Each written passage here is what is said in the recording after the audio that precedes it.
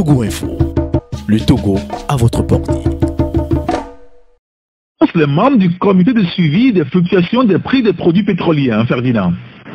Oui, la dernière fois, lorsque nous avons commenté la une, il y a une semaine chez vous, nous avons lâché quelques documents légers et nous avons promis que nous allons continuer la publication des documents et nous monterons en puissance.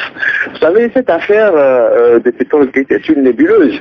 C'est une nébuleuse, c'est même un scandale d'État. C'est la raison pour laquelle, quand vous voyez ce qui se passe au tribunal, avec les juges qui prennent cette histoire à la légère, mes avocats ou les avocats de l'alternative ont eu le bon réflexe de dire à ces juges-là que nous ne pouvons pas mettre des documents à leur disposition parce que même si on met ces documents à leur disposition, comme ce sont des juges qui sont téléguidés, ils vont faire ce qu'ils ont déjà décidé de faire.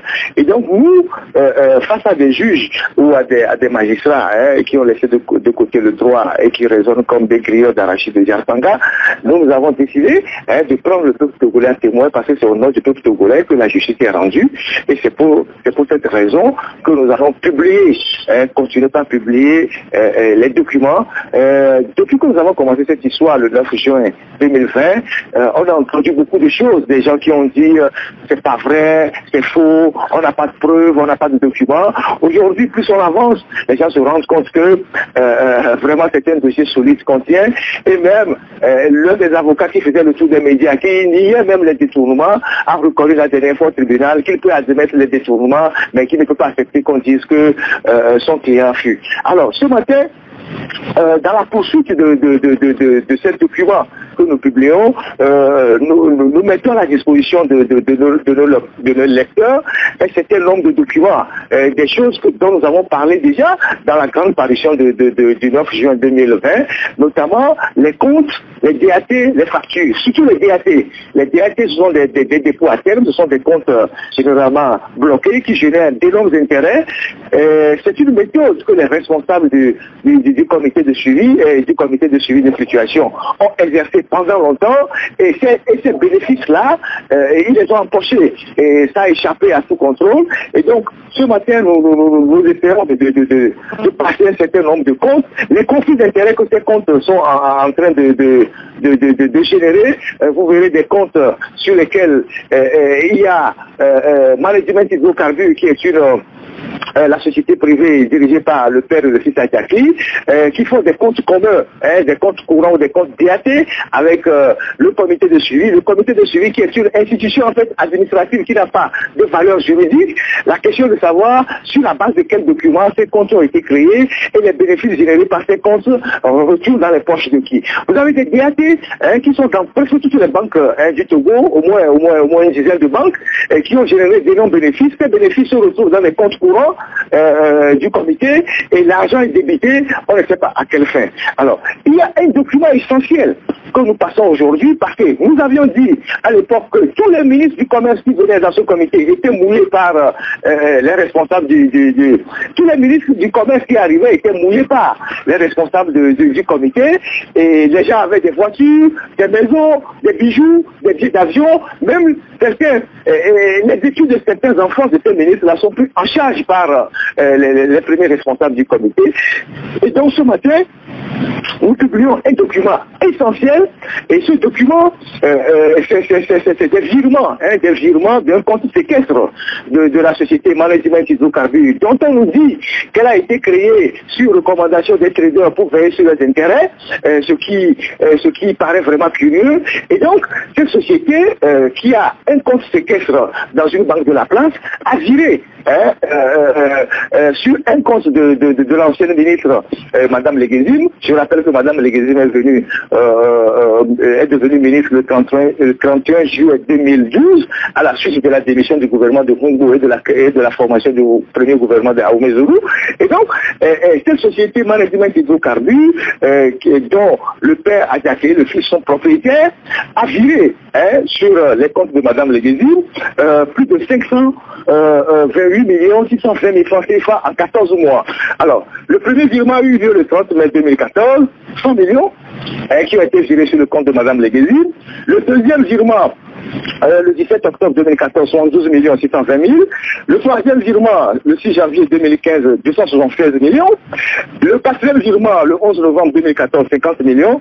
Et le cinquième virement, le 10 juillet 2015, 30 millions. Et donc, voilà, et ce document, nous le passons aujourd'hui dans le journal. Voilà comment la corruption s'est installée dans ce ministère. Vous pouvez imaginer qu'en 14 mois, cette société Management Hydrocarbures a viré sur les comptes personnels de Madame la ministre 528 620 000 francs. Et cette dame a passé 6 ans au ministère. Vous pouvez faire le calcul de ce qu'elle a engrangé comme fortune pendant tout le temps qu'elle est passée dans ce ministère-là. Voilà les éléments de ce scandale d'État que nous continuons par révéler et nous espérons que face à l'ampleur des dégâts aujourd'hui, les autorités compétentes vont prendre la mesure parce qu'il ne s'agit pas seulement de faire des discours de lutte contre la corruption, mais il faut agir. Parce que ce scandale de Petrol Gate, c'est un scandale du siècle. Au regard des ramifications, des implications et de la manière dont l'argent a été manipulé, c'est des milliards. Si vous voyez les documents que nous publions aujourd'hui, vous allez voir les mouvements sur les comptes, c'est des milliards qui ont transité sur les comptes et de l'argent qui a disparu ou de l'argent qui a quitté le Togo vers l'extérieur. Et donc voilà ce que nous essayons de décrire ce matin. En ajoutant que depuis une semaine, plus particulièrement le lundi surpassé, le rapport provisoire de l'audit a été bouclé et ce rapport a été communiqué officiellement aux personnes auditées. C'est une pratique classique de l'audit. Quand vous auditez un service, vous envoyez le rapport à ce service pour les recommandations ou les éventuelles contestations avant de faire le rapport final. Et dans ce rapport se trouve dans les mains des personnes auditées, donc de tous les services audités. Vous savez que il y a eu la STE, la STCL, il y a eu le CSEPP, il y a d'autres structures qui ont été, où les auditeurs sont passés. Donc ce rapport a été transmis à ces personnes-là.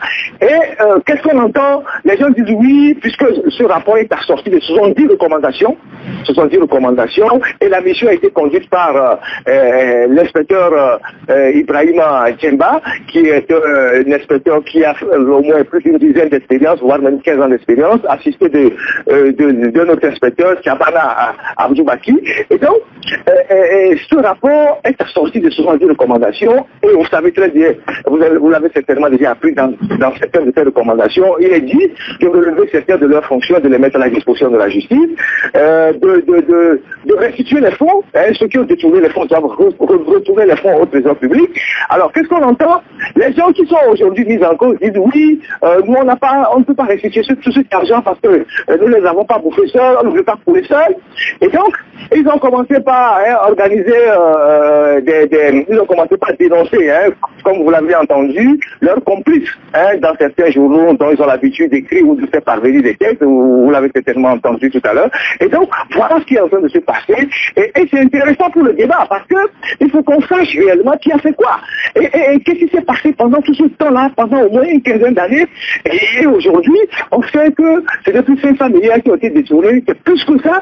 Et donc, il faut qu'à un moment donné, les autorités puissent vraiment frapper du poing sur la table pour que, bon, cette histoire-là s'arrête. Alors, l'une aussi l'autre ligne de défense, de mise en cause, c'est de vouloir remettre en cause, excusez-moi la tautologie, la probité morale d'un des inspecteurs, en disant oui, il avait eu à travailler à la SECNA, il avait eu des petits soucis là-bas, et donc il n'est pas qualifié à venir mener cet audit-là. Alors, lorsque ces gens ont commencé l'audit, vous ne les avez pas remis en cause, c'est lorsqu'ils ont fait le rapport que vous essayez de façon sibylline d'injecter un certain nombre d'arguments dans l'opinion en disant oui, certains inspecteurs sont contestables.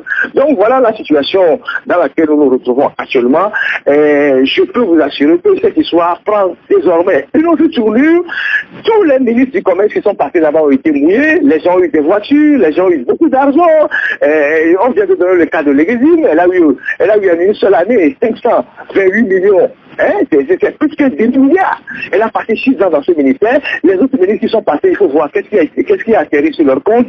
Et nous pensons au niveau de l'alternative que là où nous sommes arrivés, il faut que ceux qui dirigent ce pays tapent du poing sur la table, il faut situer les responsabilités. Vous comprenez, cher ami Eric, que nous ne pouvons pas mettre ces documents-là à la disposition des juges qui ne prennent pas le temps de comprendre le mécanisme par lequel ces détournements ont eu lieu. Nous avons beau expliquer, nos avocats ont beau expliquer que pour comprendre ce scandale, il faut faire venir le plaignant pour qu'il y ait un débat. Il faut que les juges s'entourent d'experts dans le domaine du pétrole pour comprendre réellement ce qui s'est passé. Mais ces juges n'ont pas voulu. Nous préférons mettre ces documents à la disposition des peuples togolais. D'accord, mais c'est quand même glaçant ces révélations, Ferdinand Ité. Finalement, on est en face d'un vaste réseau de corruption qui touche même les ministres de la République. Vous venez d'évoquer le cas de Bernadette Leguezim Balouki, Liberté et le médium aussi en ont fait allusion tout à l'heure. Est-ce qu'on ne gagnerait pas facilement en auditant toute la République, Ferdinand? Non, mais comme je venais de le dire, les implications sont énormes. Vous ne pouvez pas imaginer, les fraudes sont énormes. Et la semaine passée, nous avons passé une facture d'achat de champagne. Cette facture seule nous renseigne sur la fraude qui a été organisée pendant longtemps dans ce ministère. La première chose qui vous frappe sur cette facture, c'est qu'on a vendu du champagne jusqu'à 13 millions, il n'y a pas de TVA. Vous imaginez? La deuxième chose, c'est que est-ce que cette boutique vendait vraiment du champagne? Et on se rend compte aujourd'hui, après avoir poussé plus de les investigations, que ceux qui ont livré cette facture de champagne se trouvent dans la famille Adjaki. Donc, est-ce que c'est une manière de couvrir des dépenses, de justifier des dépenses? Est-ce qu'on a vraiment livré du champagne? Alors, il va falloir que, au niveau des inspecteurs ou au niveau du fisc, on reprenne toutes les factures que ce comité a délivrées pour voir qui sont ceux qui ont fait les prestations. Est-ce que les boutiques ou les sociétés qui ont fait les prestations existent réellement? À qui elles appartiennent? Est-ce qu'ils ont payé la TVA? Voilà. Et vous savez très bien que lors du procès, le PR a envoyé ses experts pour suivre ce procès et comprendre comment est-ce que les mises en cause ont longtemps fraudé le fisc. Mais les juges n'ont pas permis qu'on aille vraiment dans le fond du débat pour que les gens comprennent. Donc, et la question est là. Il faut que les gens de l'OTR se saisissent de toutes les factures, que les factures de prestations que le comité a eues et les passer au peigne fin pour savoir pourquoi sur ces factures il n'y a pas eu de TVA, qui sont les auteurs de ces factures, qui sont les sociétés qui ont fait les prestations, à qui elles appartiennent. Voilà. Donc le réseau est énorme et c'est pour cela que nous disons au niveau de notre organe que c'est quand même un scandale d'État. Alors, demain, mercredi, votre journal Alternative et vous serez situés sur la décision du juge. Le ministère public, c'est-à-dire le procureur, demande votre condamnation pour insuffisance de preuves. Un petit peu curieux quand même.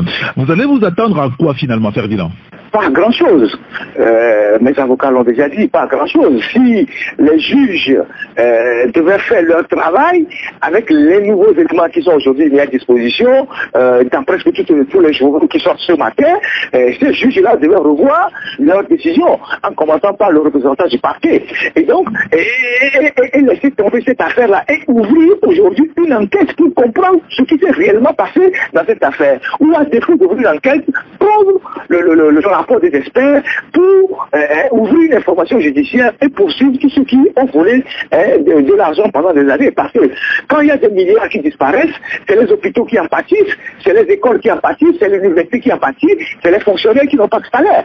Vous voyez. Et quand on se rappelle que dans ce pays, on a augmenté le pétrole, les gens ont protesté et qu'on a tué les gens pour ça, il y a un problème. Quand vous voyez comment est-ce que les gens se distribuent de l'argent et qu'on assassine les petits vendeurs de bourrées dans la rue, il y a un problème. Donc, je pense que si les juges devaient faire normalement leur travail, ils devaient prendre le temps de comprendre le dossier, comme nous l'avons dit dès le départ, et voir comment est-ce qu'ils vont appréhender cette affaire-là, qui est une affaire assez complexe. Mais bon, les juges n'ont pas pris ce chemin. Malheureusement, c'est la justice togolaise, mais nous, on n'entend pas grand-chose. C'est pour cela, je venais de le dire, que nous avons décidé de ne pas remettre ces documents, ou les documents que nous jugeons nécessaires de publier à ces juges-là, parce qu'ils ne comprendront rien, ils vont les jeter à la poubelle, parce qu'ils ont déjà eu des instructions de condamner le journal. Et donc, Donc nous préférons mettre ces documents à la disposition du peuple togolais, ces populations qui ont été spoliées par ceux qui ont géré ce comité-là, et c'est au nom de ces populations que la justice est rendue au Togo. Juste encore un mot, hein. Tout à l'heure, Credo était évoqué le cas de Artem Aoumezounou, visiblement mouillé aussi dans ce scandale de corruption. Les auditeurs demandent qu'il restitue la voiture qui lui a été donnée par le comité. Mais tous les ministres ont eu des voitures, et les voitures étaient achetées à Sifao. C'était des cadeaux que les responsables du comité, c'est-à-dire M. Adjaki, qui est le coordonnateur, ils sont faisaient à tous les ministres qui arrivaient dans ce département.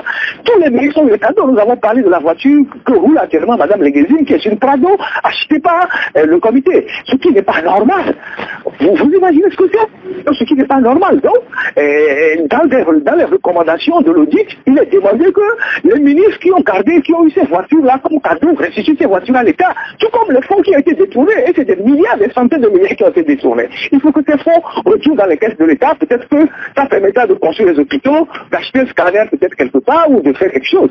Vous pensez que Mme Leguezine, aujourd'hui députée à l'Assemblée nationale, elle représente une des circonscriptions dans la COSA, et la préfecture de la COSA n'a pas de scanner. Les hôpitaux n'ont pas de scanner. Les gens quittent là-bas pour aller à Tangita ou, je sais pas, ou à Djougou pour faire le scanner, encore s'ils arrivent vivants. Mais si elle a empoché, en une seule année, 528 millions, aujourd'hui, un scanner de marque Générale Électrique à 32 barrettes, on l'achète à 300 millions. On aurait pu prendre cet argent et doter la ville de Cara d'un scanner qu'on aurait soumis des vies humaines. Voilà ce que nous disons. Il faut que l'argent public serve à améliorer les conditions des populations plutôt qu'à enrichir un certain nombre d'individus qui ont été appelés à gérer les affaires au nom de nous tous. Voilà ce que nous dénonçons.